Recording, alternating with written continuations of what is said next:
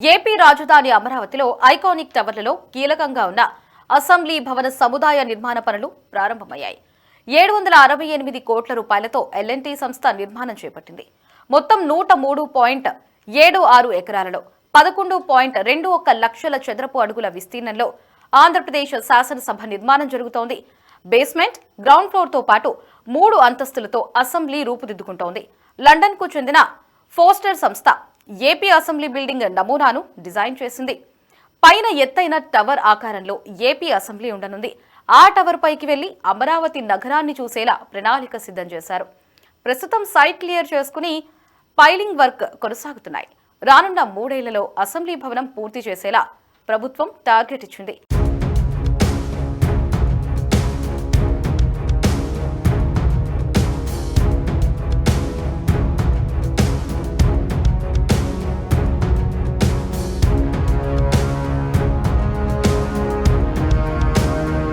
Assembly భవన నిర్మాణ పనులు ఎలా జరుగుతున్నాయో మా సిటీ 24/7 ప్రతినిధి గాలి బంధిస్తారు.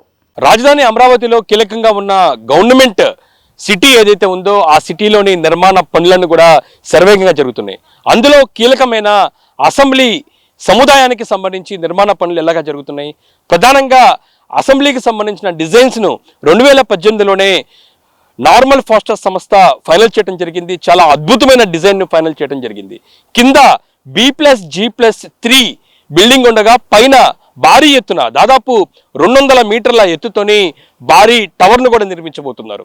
ఈ నిర్మాణానికి సంబంధించి ఇప్పటికే రాష్ట్ర ప్రభుత్వం ఎల్ఎన్టీ సంస్థకు నిర్మాణ బాధ్యతలు అప్పచెప్పిన నేపథ్యంలో ప్రస్తుతం ఆ నిర్మాణ పనులన్నీ కూడా శరవేగంగా జరుగుతున్న నిర్మాణ పరిస్థితి ఎలా ఉందో కూడా మీకు నేను ప్రస్తుతం చూపించే ప్రయత్నం చేస్తాను. అయితే నిర్మాణానికి సంబంధించి కొంత దూరంగా మీకు నిర్మాణ పనులు చూపిస్తున్నాను. పక్కనే బాక్స్లోని నిర్మాణం ఎలా జరుగుతుందో అనే దానిపై కూడా దగ్గర విజువల్స్ కూడా మీరు ప్రత్యేకంగా చూడొచ్చు. ప్రస్తుతం నిర్మాణ పరిస్థితులు కూడా మీకు చూపించబోతున్నాను.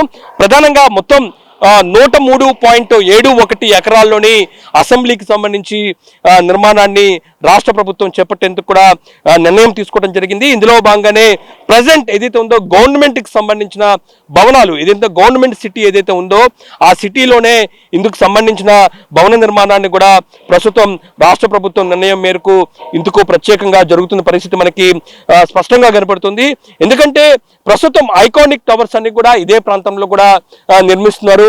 ఇందులో మొత్తం 7 ఐకానిక్ టవర్స్ ను కూడా నిర్మిస్తున్న నేపథ్యంలో ఇందులో 4కు సంబంధించి హెచ్ఓడీలకు సంబంధించిన నిర్మాణాలు చేపడితే ఇంకా 5వది ప్రధానంగా జిఏడి నిర్మాణం మొత్తం 49 అంతస్తులోని ప్రత్యేకంగా నిర్మిస్తున్నారు.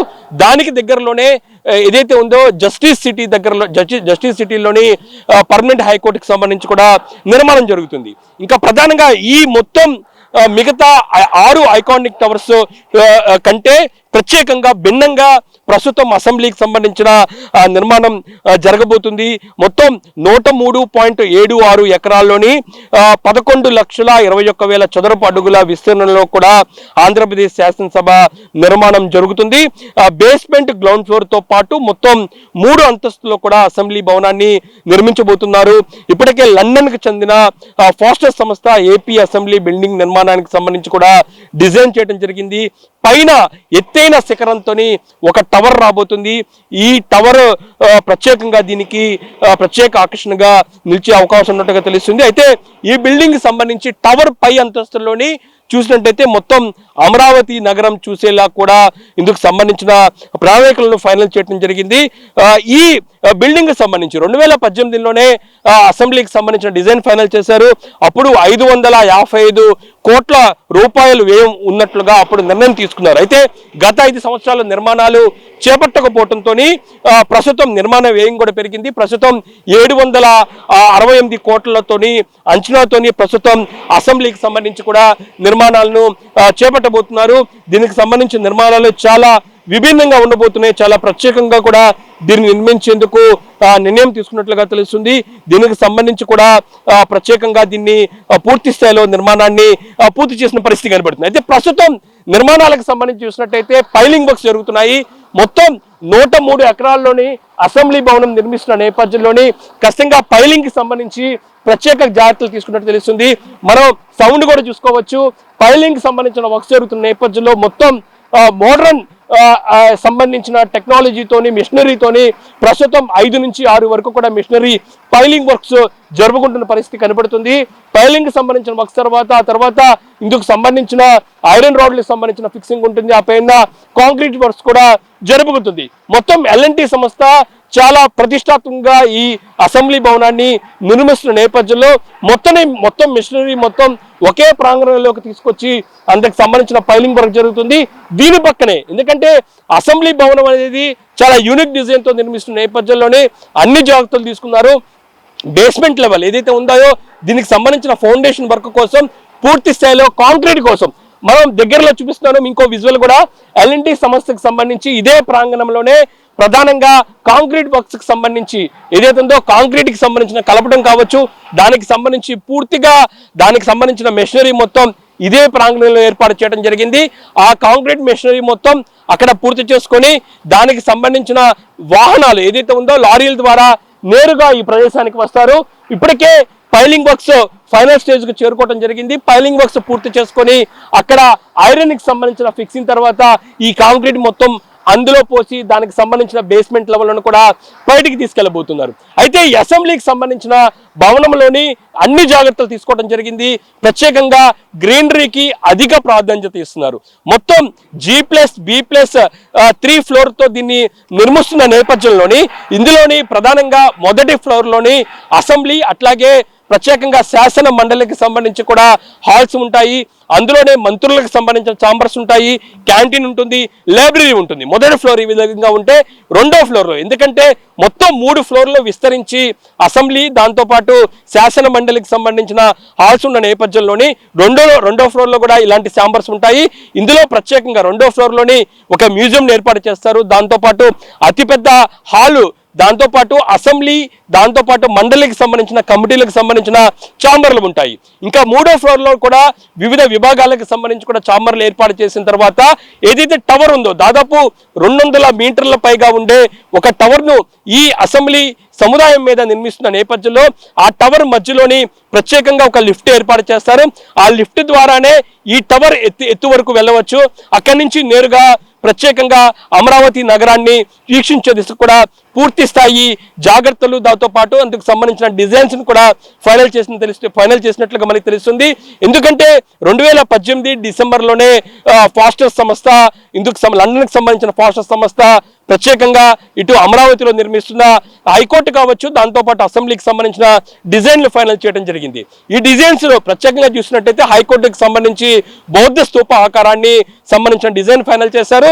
ఇంకా అసెంబ్లీకి సంబంధించి ప్రత్యేకంగా ఈ అసెంబ్లీ ఒక టవర్ను, అతిపెద్ద టవర్ను పైన ఏర్పాటు చేయటం, దాన్ని పూర్తి స్థాయిలో అమరావతిని వీక్షించే దిశగా కూడా డిజైన్ చేసిన పరిస్థితి కనబడుతుంది. అయితే ఈ అమరావతి ప్రాంతంలోని క్యాపిటల్ ఏరియా, అందులో కూడా గవర్నమెంట్ సిటీ ఏదైతే ఉందో గవర్నమెంట్ సిటీలోని ప్రత్యేక ఆకర్షణగా ఈ అసెంబ్లీ భవనం ఉండబోతుంది. ఇందుకు సంబంధించిన నిర్మాణ పనులన్నీ కూడా L&T సంస్థకు దాదాపు 768 కోట్ల రూపాయలతోని దీన్ని నిర్మాణ పనులు అప్పచెప్పడం జరిగింది. మొత్తం 103 ఎకరాల్లోని అసెంబ్లీ భవనాన్ని నిర్మిస్తున్నారు. రాబోయే 3 సంవత్సరాల్లో దీన్ని పూర్తి చేయాలంటూ కూడా ఇప్పటికే ప్రభుత్వం టార్గెట్ L&T సంస్థకి ఇచ్చిన నేపథ్యంలో ప్రస్తుతం శరవేగంగా నిర్మాణాలు జరుగుతున్నాయి. ఎందుకంటే నిర్మాణాలకు సంబంధించి కొంత సమయం తీసుకోవటానికి చూసినట్టయితే, ఎందుకంటే కొత్త ప్రభుత్వం వచ్చిన తర్వాత ప్రస్తుతం అమరావతిలో నిర్మాణాలన్నీ కూడా గత ప్రభుత్వంలో ఆగిపోయిన నేపథ్యంలో దానికి సంబంధించిన లీగల్ ఇష్యూస్ అన్ని కూడా కంప్లీట్ అయిన తర్వాత నిర్మాణానికి సంబంధించి ఆ ప్రాంతంలోని ఆ నిర్మాణానికి సంబంధించిన స్థలంలో పెద్ద ఎత్తున చెట్లు రావటం, పూర్తిగా నీళ్లు వచ్చిన పరిస్థితి ఉంది. వాటిని కూడా చదును చేసి సైట్ క్లియరెన్స్ అయిపోయిన తర్వాత మార్చిలోని అసెంబ్లీ హైకోర్టుకి సంబంధించి కూడా కాంట్రాక్టర్లకు సంబంధించి కూడా బిడ్డింగ్ పిలిచారు.